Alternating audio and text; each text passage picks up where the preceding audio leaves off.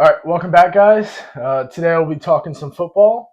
We're gonna go through and make some award predictions, along with like a dark horse candidate slash prediction as well. Yeah, we can just hop right to it. You can go first. All right, I guess I'll start with let's see.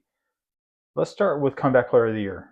So comeback player of the year, obviously Aiden Hutchinson got to off to a quick start last year. Obviously the injury, suffering a broken leg, really derailed what was going to be a really great season for him. I think that from all indications, he had a successful rehab and is looking good. So I think that yeah, comeback player of the year. That's my guy.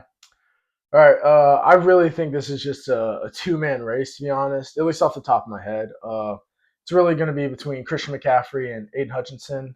I think normally offensive players do get the edge when it comes to really anything, but it's hard because I do have. I'm just gonna spoil something real quick. Aiden Hutchinson will be my one of my DPOY candidates, so it's kind of a rough decision. But I will say Christian McCaffrey gets it. I think he'll have a big year if he stays healthy. And really that's the thing. If he stays healthy, I think he'll get the award. Okay. You want to move on to some maybe rookie awards? Offensive rookie of the year? Yeah, offensive rookie of the year. You can go first. Yeah. So I think that offensive player of the year, if anything favors quarterback position, it's no different for the rookie position. So I have Cameron Ward. Depending on time behind center and opportunities, I think that that is in their favor to be out there and be the front runner for that. Yeah, this is another one I don't really have a dark horse candidate for. It's kind of pretty obvious to me for offensive rookie of the year. It's really between like a Cam Ward, just because the QB position is so important and we'll get those awards. Or I think Ashton Genty has a chance. That dude's just a monster. I think he'll be used well. I'm actually gonna give it to Ashton Genty just because I like him more. To be honest, I think he'll be a beast. And running backs, whenever they're taken high, are normally pretty safe. Okay. Yeah. So next, let's do defensive rookie of the year. So for me, it's really hard because my ties and desire and what I like on defense is a little bit different than what I think gets you into the war category. I like smash mouth, in your face, downhill linebacker play, and unfortunately, that's not what gets you in any kind of defensive award position. That's going to be an edge rusher, and that's probably going to be somebody that's going to get a lot of interceptions. So for me, the defensive rookie of the year is going to be Mikael Williams. I just think that he was a top pick, a top 11 pick, top 15, being number 11 off the board, and I think just playing alongside Nick Bosa is also going to draw attention. That's going to free him up a little bit more. So I think he has a little bit easier path to be defensive rookie of the year. Yeah, to be honest, I think this is a clear cut. I think really, I think the overall most talented player in the class, Abdul Carter. That's who I think will win it for the Giants. Um, yeah, I really do think just like non-positional value, just the most talented player in the class is probably him. Maybe Genti as well. They're both monsters. So I'll go with him, and then I do like what's his name for the Eagles, Jahad Campbell. He's a linebacker drafted by the Eagles. He's from Bama. He's really good, but I don't think linebacker positions like that ever get really any awards. This is overall rookie of the year. No. No. Okay, so all right, so let's go back and we'll do DPOY, Defensive Player of the Year. I think that Mike Parsons, he's been a runner-up twice. I think he's got a chip on his shoulder just walking around there in Dallas, and I think that's a dangerous combination. Is you get somebody like him worked up and having a chip on their shoulder. Been a runner-up twice. I think this could be his year. I'm going to disagree. I think this is one of the hardest awards to choose, there's just so many good defensive players. I do think it'll go to an edge rusher. Normally it does. Of course, I want to say T.J. Watt. He's on my team though, so I'm not going to say him. I think there's Miles Garrett. There is Micah Parsons. Max Crosby hasn't got one. He's great. But I'm thinking Aiden. I think it's Aiden Hutchinson's year to win it. I think if he stays healthy, I mean the pace he was on last year, he was definitely going to win it. Before he got hurt, it was really him, and then everybody else. I don't think a corner will win it again, but Pat Surtain will still be one of the best players in the league. And then I do have a little dark horse on this. He's not like a crazy dark horse, but I'm a big fan of Jared Verse for the Rams. He was great last year, and then in the playoffs, he showed that he could really be a monster. I mean, he was lighting up the Eagles, who have the best O line in football. So he's my quote unquote dark horse candidate. Okay. Yeah, I mean, I think all that's really good points, and I wouldn't be surprised if your guy wins the POY. Office Player of the Year. Listen, this could have been comeback Player of the Year as well. I think Christian McCaffrey, if he can stay healthy, he's always got to be in that conversation. He changes the dynamic of the game every time he touches the ball, whether it's a screen pass, whether it's a run. He's just one of those athletes and one of those running backs who is a home run hitter. Again, we'll see if he can stay healthy, and if he can, I think that he's going to be in that conversation at the end of the year. Yeah, another good one where there's a lot of candidates. A quarterback can win it, but I'm gonna veer away from quarterback. I do think Lamar has a pretty good chance at winning it because I don't have him winning MVP this year. But I'm gonna stick with a non-quarterback, and I'm gonna go with Justin Jefferson. He does have a rookie quarterback, so it's kind of a risky pick. But I think the offensive scheme there is great. I think he's the best receiver in football. I think he'll really show out this year. Um, there's a couple players that had crazy years last year, like Saquon or Jamar Chase, but very rarely do people win like the Triple Crown or the rushing title back to back years. So I'm kind of veering away from them just a bit. Getting a lot of touches in the league can be dangerous because you're more likely to get injured.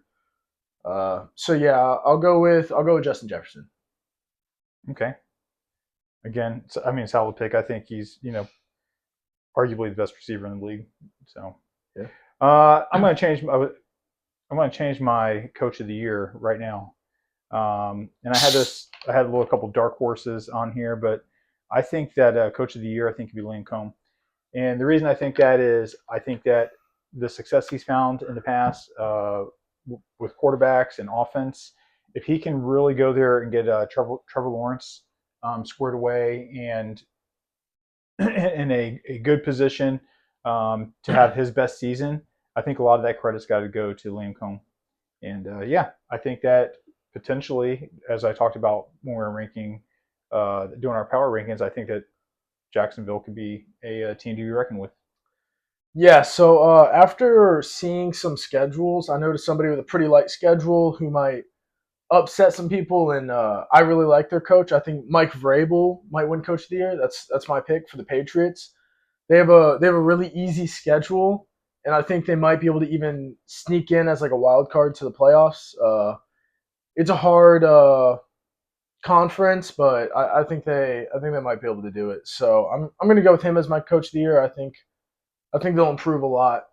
Yeah, I can't argue that. I literally had Mike Vrabel down as my coach of the year, and then I changed it at the last second. So Oh, wow. yeah, so Before I I thought you were going to go Pete Carroll. I So yeah, I think Pete Carroll's in a good position too. There's lots of great coaches out there that are in good positions. And like Tyler was saying, I can't argue with Lincoln. You can't argue with Mike Vrabel. You can't argue with Pete Carroll. Um, Especially Pete Carroll and Mike Vrabel are proven that they can change cultures, and I think that's a powerful thing. yeah, is MVP the last thing? MVP, and then I have some other dark horses if we want to talk about it. But yeah, Okay. MVP. I have a very unpopular MVP Baker candidate. Mayfield. I think. Yeah, I got to give a little bit of love. Listen, I don't know what Baker Mayfield has to do to kind of earn the respect that he had coming out and being number one overall pick. He lost that, and people were constantly beating him up on him and treating, I shouldn't say treating him, but really not giving him the respect that he deserves. He's playing like a number one overall pick the last couple seasons.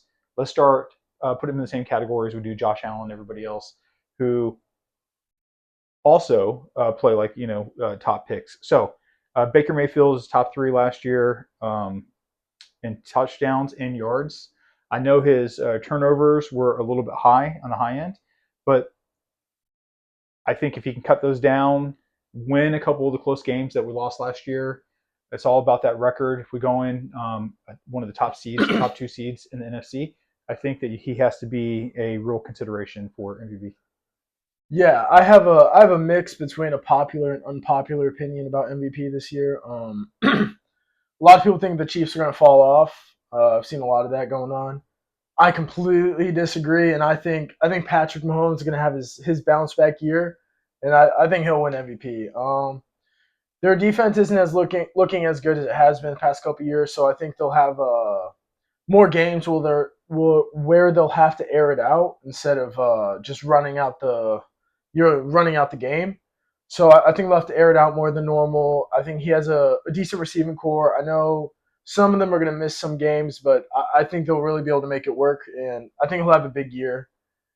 It's it's hard, but that's what I'm going with. That's Yeah, my prediction. I think it's pretty solid. I had some notes of some other dark horses in different positions. I'll just go over very quickly. I had MVP. I think Christian McCaffrey very well could be. Again, this person is dynamic and can really put the 49ers on his back on the offensive side. I know they put a lot of faith in Brock Purdy, but I still think that success on the offensive side goes through Christian McCaffrey when he's there and healthy. I think Offensive Player of the Year very easily could be Derrick Henry. Listen, uh, he can tote the rock. I know that a lot of people think that the tread on the tires might be getting a little thin. That might be true, but I also think that he's in a position to where we know a lot more about taking care of our bodies on the later stages of being an athlete. It's a different sport, but I go back to the LeBron thing. LeBron's still an amazing athlete, taking care of his body. His regiments, Derrick Henry's regiment of taking care of himself and preparing, weightlifting and everything else is second to none. And so I think those tires last a little bit longer than they used to. I do want to say something about the Derrick Henry pick. I just want to reiterate how crazy last year was for Derrick Henry. He had over 1,900 rushing yards, one of the highest yards per carry in the NFL, even more than Saquon, with a worse O line than Saquon. I At think 1900 last year, 1900 he'd over rushing. yeah. So he also had more touchdowns than Saquon. You can attribute that to the tush push or whatever you want, but just pure running, because obviously he's a worse receiving back than Saquon is. Pure running, I still think he's the best runner in the league. Man, I got to look this up real quick. He was just under 2,000 yards last year. Yeah. Why is it? 1,921. Mm-hmm. 16 touchdowns. All right. Well, I guess maybe not a dark horse then at all. Yeah, but anyways, everything still holds true to what I was saying. You know, the longevity of a running back could be a lot longer if you take care of your body the way that science and medicine allows you to take care of your body now. Yeah, that's a really good pick. I do think it's still a dark horse just because there's so many explosive players coming out. I know a lot of people like Bijan Robinson, Jameer Gibbs. There's Jamar Chase, Justin Jefferson. So I think if you wrote down a list for most people, Derrick Henry would be quite low. So I still think it's a dark horse. Did you see? But Bijan Robinson got traded. What? No, Yeah. you spelled it. Wait, wait, I've not seen this. All right. Let me Are you see. serious? No. See the Falcons. What are you talking Oh, about? no, Bijan Robinson. Who am I thinking of? Who's the Commanders running back? Oh, Brian Robinson. There I am. I'm a dummy. Oh, okay. Cut that piece out. He's a lot worse. I'm not cutting this out. All right. I was like, wait a minute.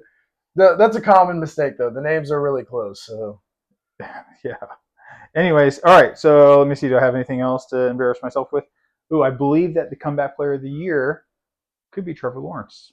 Again, if I am aligning Liam Cohn's success and maybe be coach of the year based on the success that he and Trevor Lawrence has, I also have to look at it the other way and see what kind of success that Trevor Lawrence can have and potentially put himself in that situation. Was he injured last year? I believe he was injured last year. Yeah. You're probably right. So, all right. Yeah. Okay. So then we just have one more thing. We were told to each make up an award. Oh, So, did you do that? I did not, but I think I can do it. I can Okay. do it right now. Well, here I'll go first because I'm going to steal your award. Maybe. I want to give out a underrated defender award. So I don't want it to be an edge rusher. That's really it. It can be a corner. It can be a linebacker. It can be a D tackle. I just want to hear. So it's like an underappreciated defensive player award. Yes. One name comes to mind. Levante David. Yeah. That was gonna be one of my picks too. I mean, oh, man, just statistically, if you just look at like career stats, one of the best linebackers ever statistically. Every year he's great. He really hasn't slowed down much at all, and he's like 34. I mean, he's pretty old. Yeah. I like that. I like that award. I think it makes a lot of sense. Yeah. Underappreciated, undervalued. I do want to throw out a D tackle real quick. Jalen Carter for the Eagles. That dude's a monster. I think he'll have a big year. The Eagles' defense, just in general, is really good. And I'm actually gonna throw out one more real quick. I think Hassan Reddick. He is a pass rusher, but he hasn't done anything in a while. So I just wanna put it out there that I think he'll have a pretty good year too. Yeah, I think our playoff hopes and how deep we go in the playoffs, a lot of it rests with him. And if we can generate sacks on the edge, last year we didn't have anybody that stood out with sacks, but we were ranked pretty high as team sacks as Tampa Bay. All right. So now, wait, hold on. Choose another player that's not Levante David. Choose someone that's not on your team. Change somebody that's not on my team. Yeah. That I think underrated defensive player. Underrated defensive player. Underrated defensive player that's not on my team. Yes. That's not on my team. We're putting him on the spot here, guys. Yeah, he has put me on the spot, and as I've gotten older, I've paid less attention to other teams. I think somebody else going through some contract stuff right now, and I'll pick somebody from Tyler's team, is Cam Hayward. I think he's underappreciated, undervalued, and been doing it at a high level for a long time. Yeah, I mean, he was an All-Pro last year. He's old, man. Yeah, I agree. He is a monster. He's probably the second best player on my team. So, and he doesn't get a lot of love nationwide when you actually talk about top defenders and everything else. So yeah, even at his position, if you say top D tackles, Dexter Lawrence, Chris Jones, probably even like a Jalen Carter, Villa come up before. I wonder, he actually might be listed at an end. I don't know what he's listed at. He kind of plays like a hybrid though. He's like the middle. Yeah. Okay. Yeah, that was good. All right. So I will go with let's call it the bodyguard.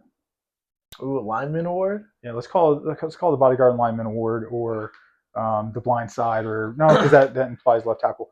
And of course, I'm going to go back to my team, right? And I think this person's injured right now, but I think we're going to keep him active in 53-man roster, 54-man roster. I think Tristan Wirfs. What an athlete at tackle when you consider he got drafted All-Pro at right tackle, made the transition to left tackle. I don't believe he gave up a sack last year. And then on top of it, All-Pro at left tackle, the only player to be an All-Pro at both left and right tackle. Yeah, I think I just built an award for him. But I mean, there's obviously other people out there, Trent Williams and people like that, still play at a very high level. Probably the best tackle in the league is Lane Johnson on the Eagles. Penei Sewell on the Lions is outstanding as well. If we're just talking tackles, the further inside of the line you get, the less I know. So I don't know too many guards right now. And then centers, it's also not great, to be honest. But there are a lot of good linemen. Do not get enough credit, but they do get paid. So I mean, do they when you consider quarterbacks that they protect and wide receivers? I mean, listen. First of all, I think that the NFL as a whole, they get compensated well for the risk that they take. We have military and we have first responders that take a lot more risk that get paid a heck of a lot less. So I love watching sports, but I also think it's fair to say that. Yeah, Yeah. Okay. I think that's all we got, right? yeah, I think that's it. All right.